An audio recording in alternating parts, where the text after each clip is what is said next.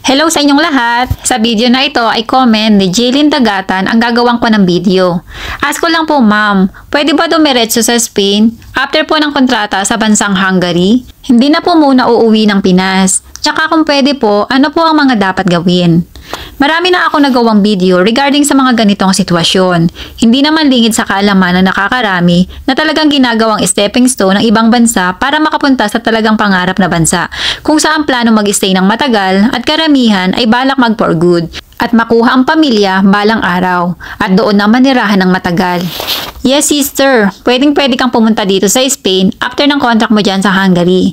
Maganda nga yung plano mo na tatapusin mo muna ang contract mo bago ka aalis sa company kasi marunong kang tumapad sa usapan nyo ng agency at company na pupunta ka ng Hungary para magtrabaho.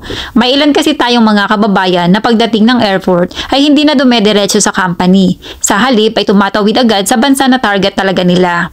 Ang pag-apply sa Hungary ay hindi masyadong malaki ang gastos. Hindi ako nagkakamali. Kaya sana wag nating biguin ang mga company na nagtiwala at gumastos at tumulong sa inyo para makarating kayo doon. Mag-enjoy muna kayo doon. Mabilis lang naman ang 2 taon na kontrata. At sa pagkakaalam ko naman, ay okay naman ang sahod doon hindi ako nagkakamali. At kapag natapos na ang contract nyo, ay pwede naman kayong lumipat ng Spain. Basta tatandaan nyo, lumipat kayo dito kapag hindi pa expired ang visa or TRC nyo para wala kayong maging problema sa inyong pagbiyahe. Either mag-bus or mag-plane man kayo. Sa balagay ko, mas safe kayong makakatawid dito kung direct flight kayo papunta dito kasi hindi naman mahigpit ang Spain sa mga dayuhan or pumupunta dito. Ito ay sa time na ginagawa ko itong video na ito. Ewan ko lang pagdating ng mga araw kasi possible naman na magbago. Pero sana hindi pa rin mahigpit paglipas ang panahon. Wag lang kayong magdala ng masyadong maraming luggage. Tama na yung isang maleta at isang hand carry para hindi naman kayo pagdudahan pag nag-boarding na kayo sa Hungary papunta dito sa Spain. Para sa akin, sayang ang opportunity na meron kayo kung uuwi pa kayo ng Pilipinas after ng contract nyo. Kasi sa totoo lang, hindi ganoon kadaling makaalis sa Pinas papunta ng Europe. Marami tayong mga kababayan ang hindi sinuwerte na makaalis. Kaya malaking opportunity ang meron kayo once na narito na kayo sa Europe. Open naman ang Spain sa mga undocumented. Sa katunayan nga, mas binabaan nila ang taon para maging legal ang mga undocumented dito. Imagine, 2 taon na lang ang pag-stay dito at pwede mo nang asikasuhin ang legality mo dito. Spain lang ata ang may ganyang kaganda na privilege, kaya samantalahin na natin. At pwede pa nating madala ang pamilya natin dito. Hindi din ganun kataas ang cost of living dito. Basta may full-time kang trabaho dito, ay mabubuhay na kayo ng simple dito ng pamilya mo. At basta mag-aral ng Spanish language, malaki ang chance na makapag-work sa mga supermarket at sa ibang trabaho dito. Meron din dito na need mo mag-take ng short courses para sa field na pipiliin mo. Kung sakali nalilipat kayo ng Spain, ito ang mga dapat na gagawin nyo. Una, mag-join sa mga FB group dito sa Madrid, Spain kung Madrid ang pupuntahan mo. At kung Barcelona naman ay sa Barcelona group. I-type nyo lang Pinoy group sa Madrid or Barcelona at maraming FB group na lalabas sa inyong mga cellphone. I-click nyo lang ang join at wait na i-accept ng mga admin kasi maraming FB group na need ng accept ng admin. Kapag naka-join na kayo doon, kung wala kayong kakilala, kamag-anak or kaibigan na tutulong sa inyo para makahanap kayo ng titirhan nyo dito sa Spain, ay huwag mag-alala dahil ang FB group ang tutulong sa inyo. Mag-post kayo doon na kayo ay naghahanap ng bed space, i-mention nyo na rin kung kayo ay babae or lalaki. Pakalagay sa post kung kailan kayo darating at ilan kayo. Mas maganda yung ilagay nyo na ang mga yan para less tanong kapag nag-message sa inyo. I advise na mag-bed space muna kayo para tipid kasi mahal pag room. Depende kung 2 o 3 kayo para hati-hati kayo sa bayad. Bed space ang kukunin nyo, nasa 170 to 200 euro ang bayad. Depende kasi yan sa location ng bahay at kung ilan kayo sa room. Mostly kasama na dyan ang bayad sa kuryente, tubig at gas. May free wifi na rin yan. Pwede nyo gamitin ang mga gamit sa kitchen kaya no need magdala. Pwede naman kayong bumili ng sarili nyong plato, baso at kutsara pag narito na kayo sa Spain. Tatandaan nyo na pagdating nyo sa boarding house, saka pa lang kayo magbabayad ng boarding house ha. Huwag kayo magsisend ng pera nang hindi pa kayo dumarating sa titirhan nyo. Sa panahon ngayon, may ilang boarding house o piso na humihingi ng deposit at advance payment pagdating nyo. Ibig sabihin, pang 2 buwan ang babayaran nyo. Kung 170 euro ang monthly, ang ibibigay nyo pagdating nyo ay 340 euro. Malaking pera yon, kaya hanap kayo ng boarding house na advance payment lang para pang 1 buwan lang ang ibibigay nyo. Pag nasa airport naman kayo, pwede kayong mag-taxi papunta sa titirhan nyo. Isulat nyo lang sa papel ang address ng boarding house at ipakita ito sa taxi at ihahatid na kayo sa may pintuan ng tutuluyan nyo. Legit naman ang mga taxi dito, hindi kayo lolokohin sa pamasahe. Pero kung sanay naman kayong mag-train sa ibang bansa at marunong kayong gumamit ng Google Map, ay suggest na mag-train kayo para malaking tipid para sa inyo. Bibili kayo ng card at loloadan nyo ito sa mga machine na makikita nyo sa train station. Mag-install lang kayo ng translator para if ang mapagtanungan nyo sa may airport ay hindi marunong mag-English, makakatulong yun sa inyo ng malaki. I think may wifi naman sa airport. At meron ding bilihan ng SIM card sa may sakayan ng train. Kaya pwede kayong bumili doon. Yung libaran na SIM ay 10 euro lang for 28 days na yon. Yan ang gamit kong SIM card simula nang dumating ako dito. Then pag narito na kayo sa Madrid, Spain, kuha kayo ng card or tarjeta para naman sa bus at train. Ito yung card na may picture nyo na niloloadan at kinakargahan para sa pagsakay ng bus at train. Importante ito dahil isa ito sa supporting documents na gagamitin nyo sa pag-process ng papers nyo pag 2 years na kayo dito. Sa araw ng pagdating nyo dito, kung mag-train kayo papunta ng boarding house, ang card sa train na mabibili nyo o makukuha nyo sa bilihan ng ticket ay wala pang picture. Kaya hindi yun ang card na magagamit nyo sa pag-process ng papel nyo.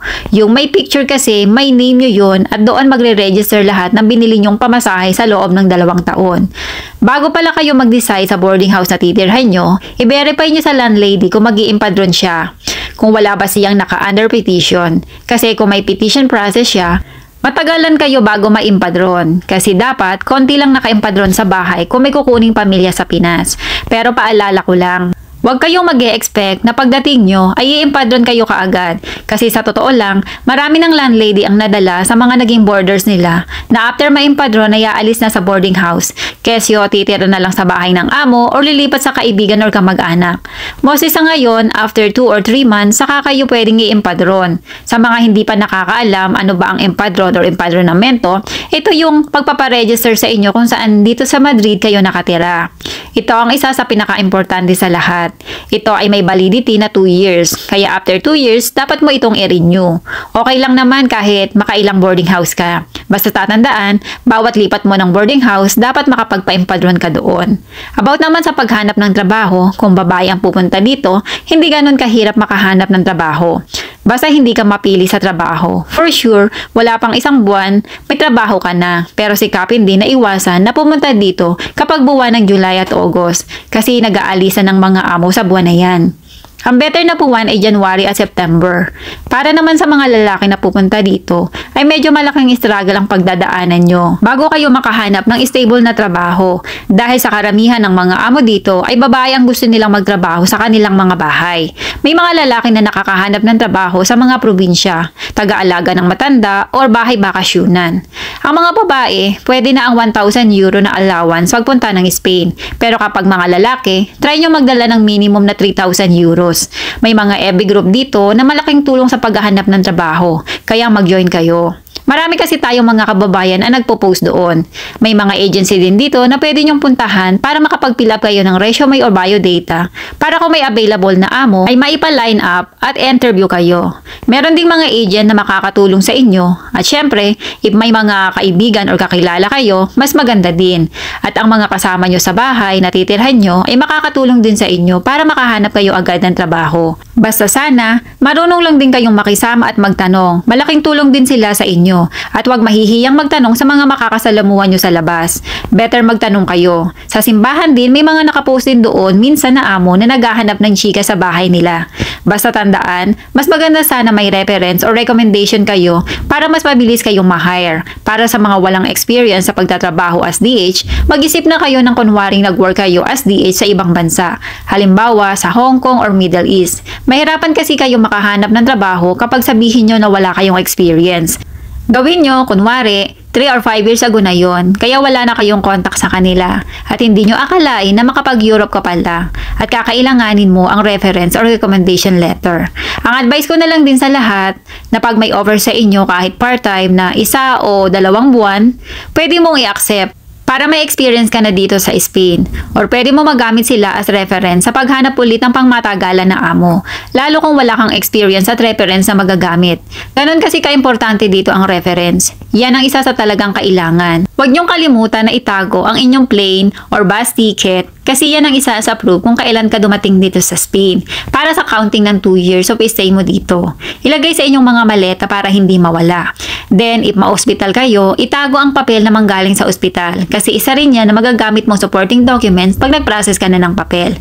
Pwede rin kayong mag-enroll kay Chef Opelia ng paggawa ng sushi, Spanish cooking, at iba pang short courses niya. May 3-hour session lang at may certificate na ibibigay sa inyo. Credited kasi yung certificate na yon, kaya magagamit nyo as supporting documents. Mura lang naman ang bayad at kagandahan pa doon, natuto ka na, may take out ka pang pagkain.